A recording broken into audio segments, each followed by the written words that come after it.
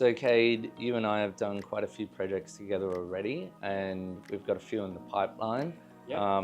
I've been finding that you and I bounce ideas off each other really well, and it works great for the client. This Cade Turner from Cade Turner Designs Studio Proprietary Limited, and we're just going to talk a little bit today about your service, your recommendations, and also just have a chat about everyday building design. Great. So there's a massive amount happening in the building sector with the building commission now. What would you say are some massive game changers for everybody in the architectural sector? Well, I think, certainly, across all of New South Wales, there's pressure to try and improve their housing crisis. And for people that own land, what that generally means is, we're moving towards planning legislation where you can do more with less on smaller blocks. So there are some changes coming with the low and what they call the low and mid-rise policy, housing policy. And there are some new designated areas that are zoned these low or mid-rise categories, whereby you can, say for example, produce a dual occupancy on a site that could be as small as, say, 450 square metres. But saying that, there are also other opportunities, other development opportunities for homeowners on the Northern Beaches Because for this dual is occupancy. to do with how wide a property is. If a property is only 12 metres wide in the Manly region, Yep. are you saying that you can subdivide that? Is that right? It's not subdivision, so looking at dual occupancy. Dual occupancy. Yeah, which essentially are two dwellings on the one lot. Okay. But there are changes, and like any legislation, there's always changes in place. Northern Beaches Council are looking at what they can do to try and meet some of those changes as well that the state government are pulling through. And hopefully we'll see a draft of what those changes might look like next year, early next year. But right now there are opportunities. Would you say the renovation sector is looking forward into the future? Retrofit is going to play a massive role in the density of houses getting, instead of knocked down, rebuilt. Maybe the existing houses. Yep. What does the future of renovations look like to you in 10, 20 years? I think it's, there's some big changes happening in the way that people are living in terms of multi-generational living. Yeah. So the traditional Northern Beaches home may have been designed for the one family, the one generation, and for possibly shorter periods of time. But these days we're looking more long-term at how we can live in a particular home. Yeah. And looking at how not only the one generation moves from, say, having a young family, moving into when the kids are older, and then into retirement, and what that floor plan or what that living looks like for that family, but also the opportunity for older parents to potentially move in and co-live. So looking at how you can have multiple generations living under one roof is definitely a point of interest. And also looking at how you can just do more with less, because not everybody wants that big property anymore. And it's also what's economical too. I think we live in a country that it's quite expensive to build from scratch in an area like we live. Yeah. So making the most of a renovation can sometimes actually, tick all the boxes. Yeah. What are you finding in the sector of passive homes at the moment? Is that becoming a bigger factor for everybody? I think people are certainly interested in understanding how they can live well, how they can live better. Health is an increasing area of interest. People are spending more time in their own home. Okay. So post-COVID, we're really spending a lot more time in the home. Yeah. For different purposes. Traditionally we'd be living, but now we're actually living at home, we're working at home. A little bit like this, huh? Exactly, Yeah. exactly. So we're really trying, and many people are familiar with a work environment where temperature is stabilised, they have air conditioning, uh, natural air filtration. People are definitely wanting to live more comfortably. They want to live better I at think home. this is a massive game changer for Australia in general because Canada, America, Germany, Yeah, UK, pretty much a lot of the Western world yeah, have had larger voids in their walls, their ceiling, moisture content. yeah, I think it's probably one area where Australia has been a bit on the back foot. And I don't know, I'm noticing in designs, and we've discussed about it, that it really is something that Australia needs to get on board with is reducing that moisture and yeah, mold. Um, Obviously, climate takes a part in it too, you know, winter and summer. yeah. Windows, glass, double glazed. Um, I think there's a lot of innovation coming into the market. Like, what do you Yeah, think? yeah. I think, well, firstly, I guess at a macro climate level, the Sydney area, the Sydney Basin, the climate lends itself to a number of different styles and designs, which is an advantage.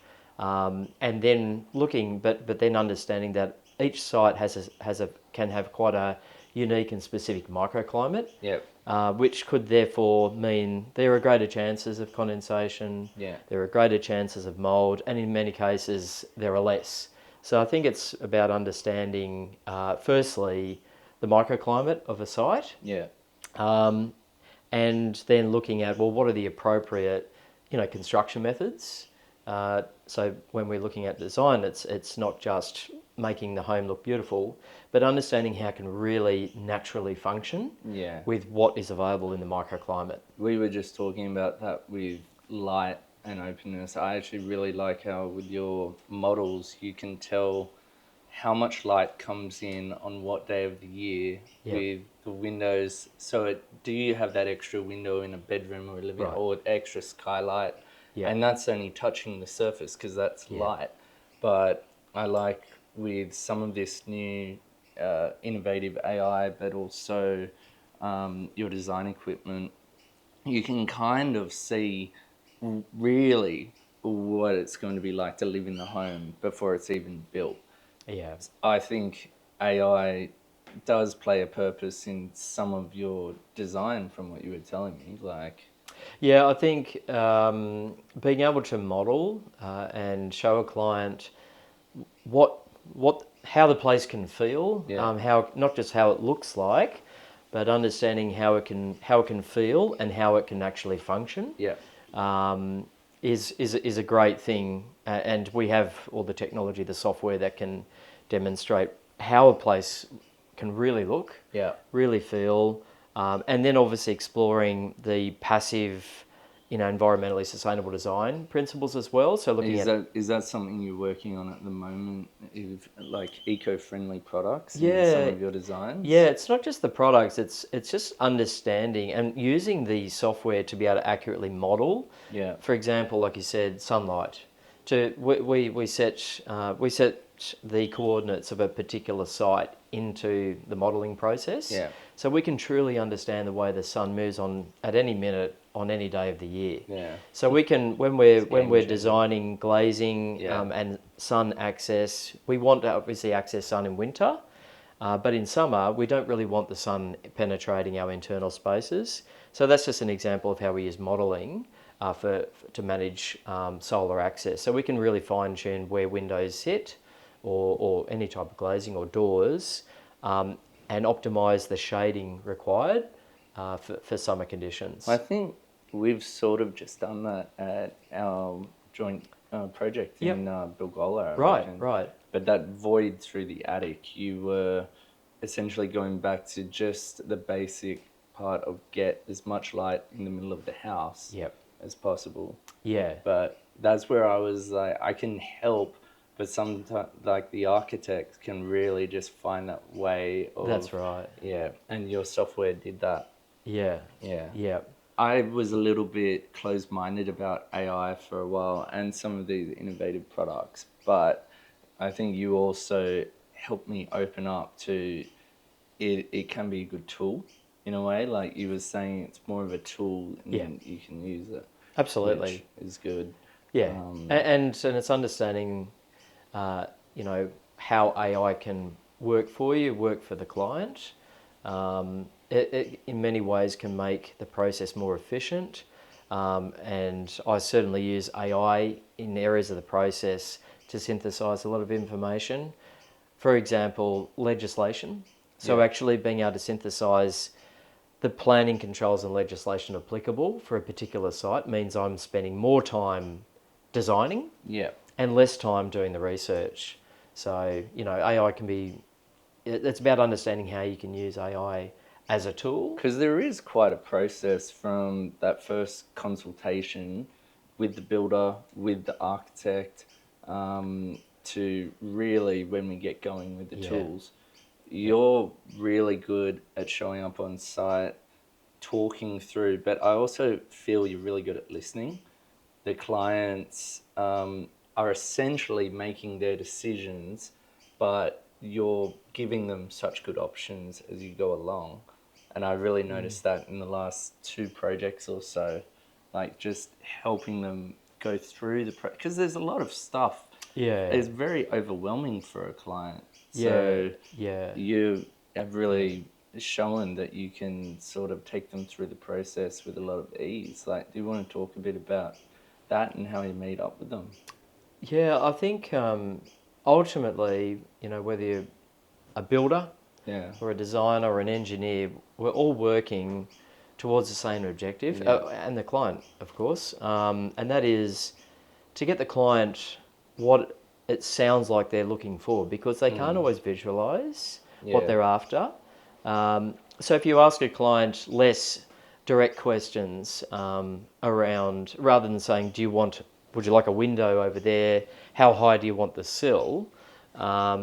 If you're asking them more questions that are more, I guess, more general about how they envision the yeah. space feeling and how they want to live, then that's certainly better intel for me. So, like you say, listening is a really, really important part. The other part is so, first step is the listening. Second is preparing a proper written design brief, Yeah.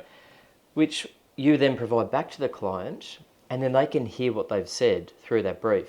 And that's a really important part, because it enables them to check that they're in fact, what I'm hearing is in fact what it is that they're saying. So yeah, you're right. Listening is absolutely critical to getting the design brief right.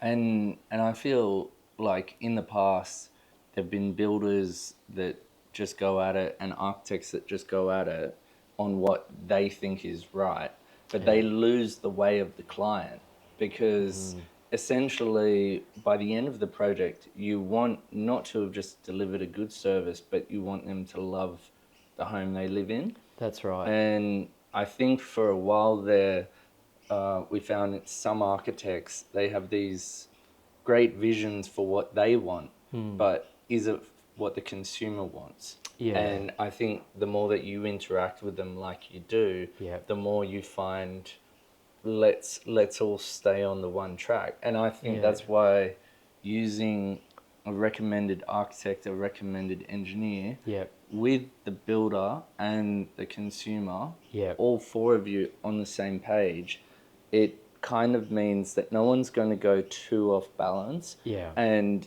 in the end, it is about that final product.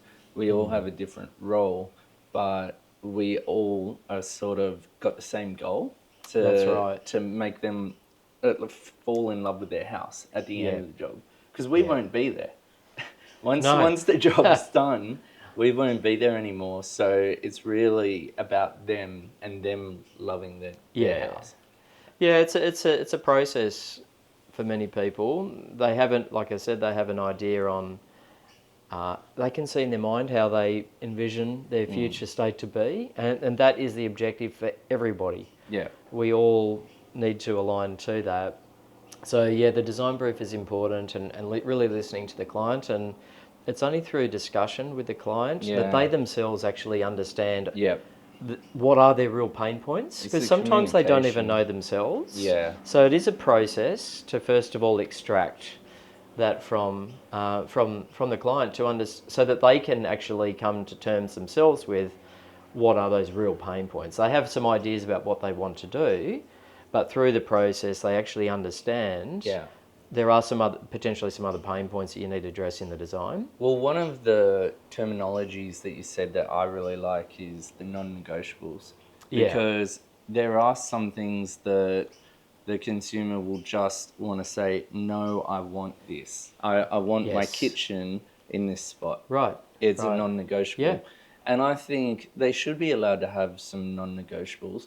And then you also say, hey, what are we unsure? What are we on the fence? Or what's Yes. a definite negotiable? Yeah.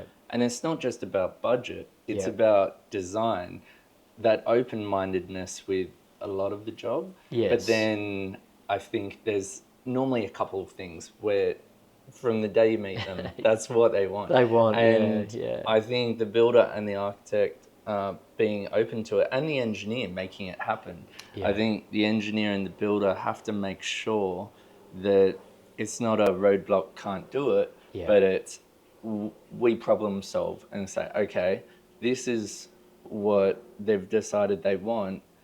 How are we going to make it happen? Yeah. And that, once again, I reckon encompasses that four-way sort of circle between Yeah. the architect, the engineer, Yes. the builder, Yeah. and the client. So Yeah. I think that there's a big process, but having an open mind is really important. So when Yeah. you talk to them about non-negotiables, that allows you to say, okay, these are deal breakers, Yes. and then the rest, let's try to figure out some creativity Yeah. to sort of figure out the best option Yeah. for what they may not know, but they'll fall in love with. Yeah.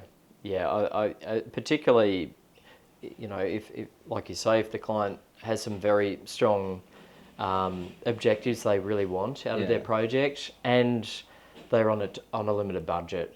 Yeah. That's a really important point, because then you can work through with the client to understand, okay, what are those top 2 or 3 non-negotiables, and then what are the nice to haves? So what else do they envision that would be nice to haves? Yeah.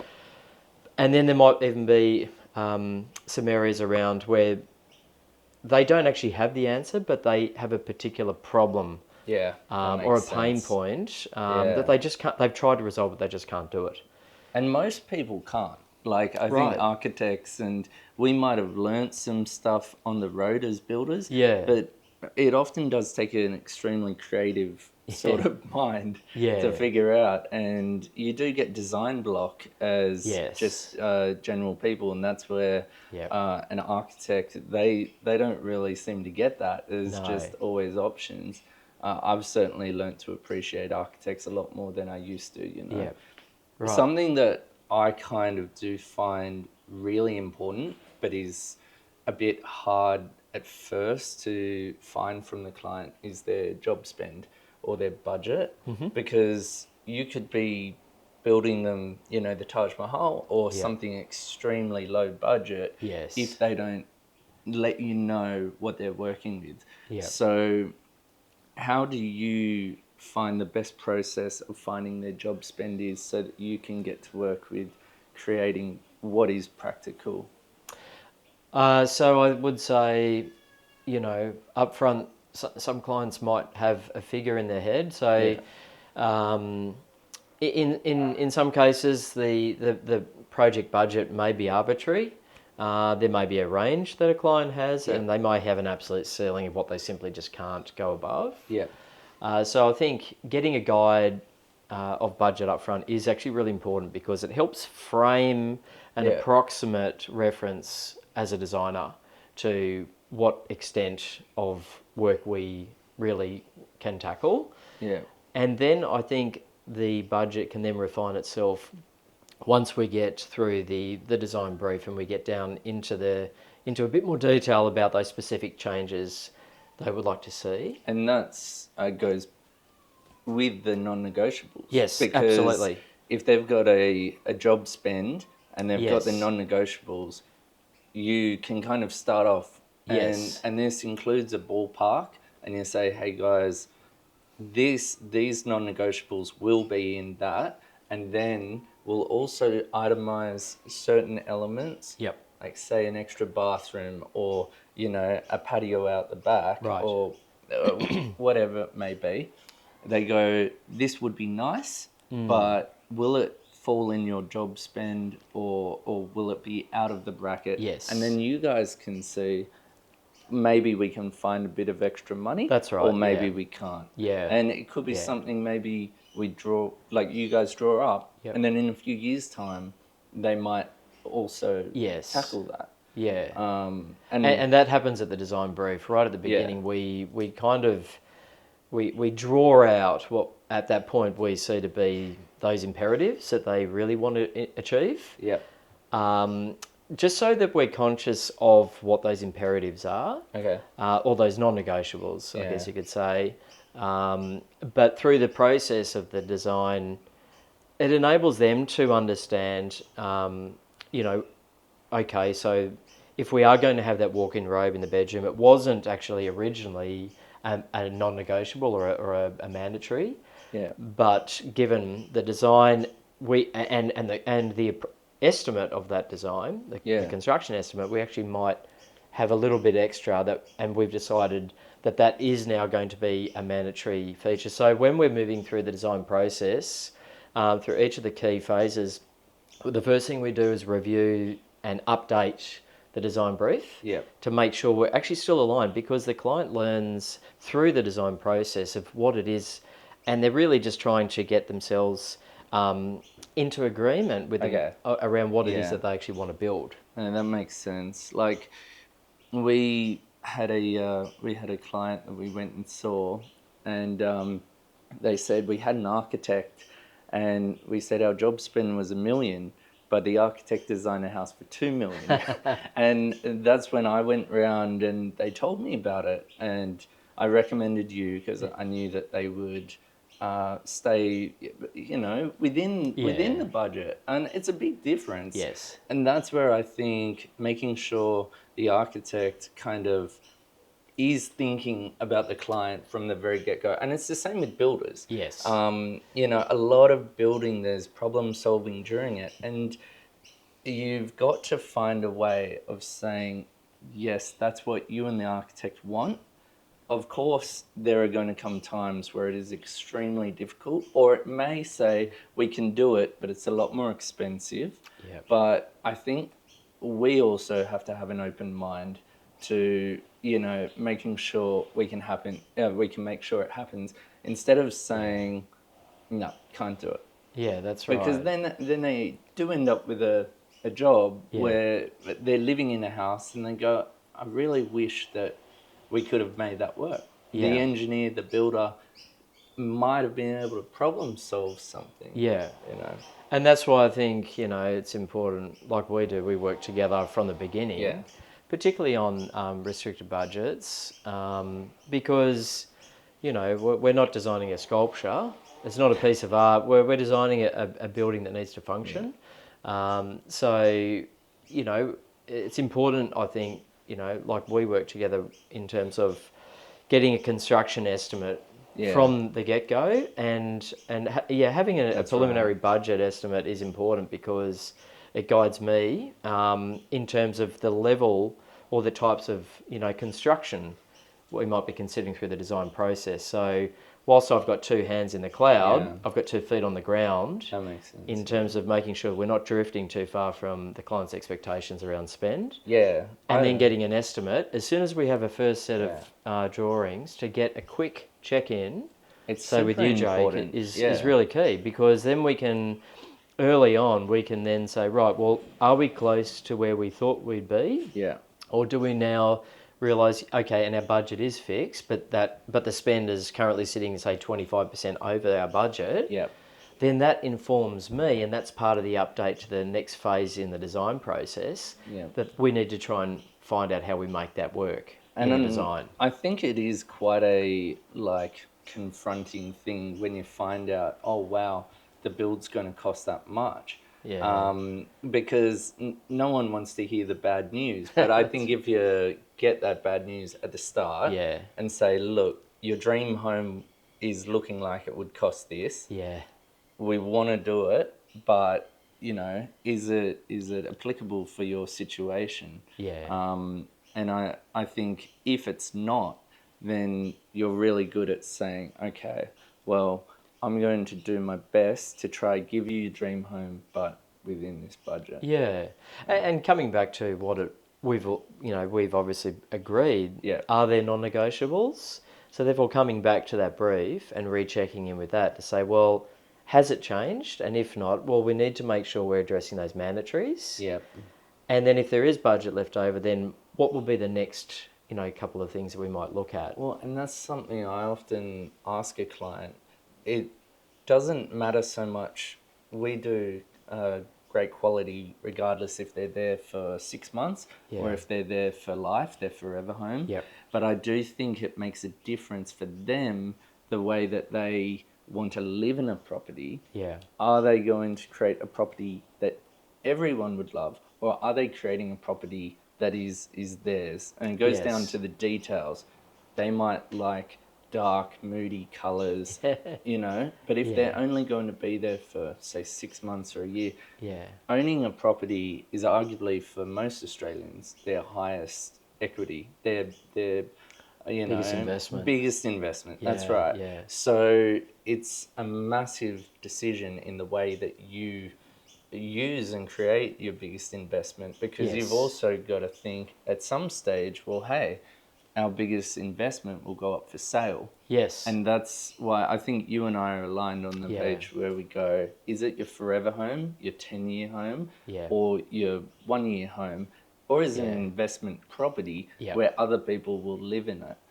I think you can end up with a very different style build depending on which option that is. Yeah, I think as a designer, it's part of my, professional approach to make sure that I'm always looking at if for whatever reason my client needed to sell,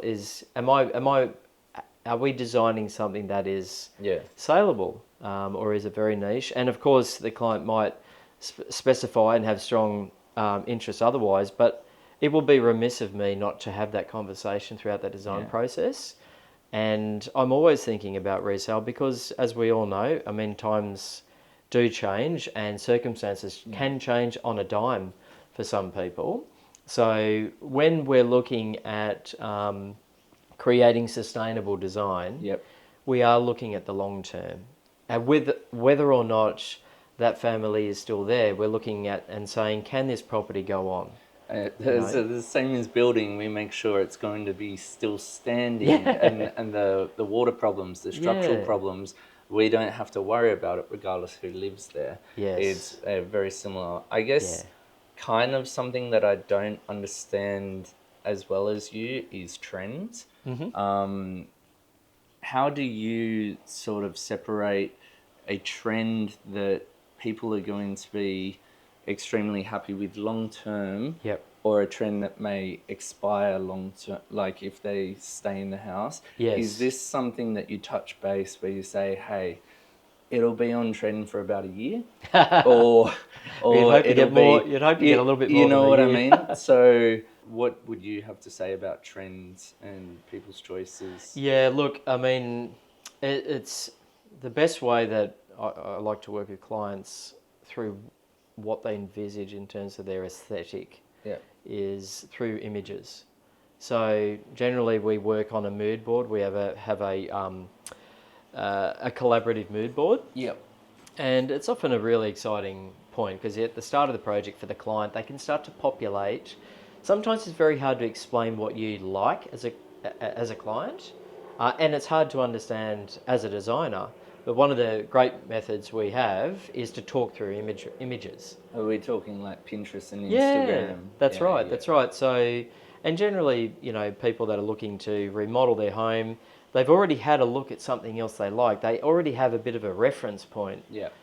So often, the easiest way to communicate for the client to communicate to me, the designer, what it is that they like in terms of aesthetics is through images. The house down the street that they walk past that's just been renovated that they really like, or it might just be a feature, it might be the gate or the way that the roof is designed. Well, we had that at our house. There Yep. were those sort of elements, and we didn't Yes. even really know what style we call the house Yes. because ours was between country and Tuscan. that's right. You know, and so it didn't necessarily just go up one avenue. Yeah. But we kind of found we were merging two different styles together, and that was going to be what we wanted. Yes. But I feel there's so many different styles that you can make from like...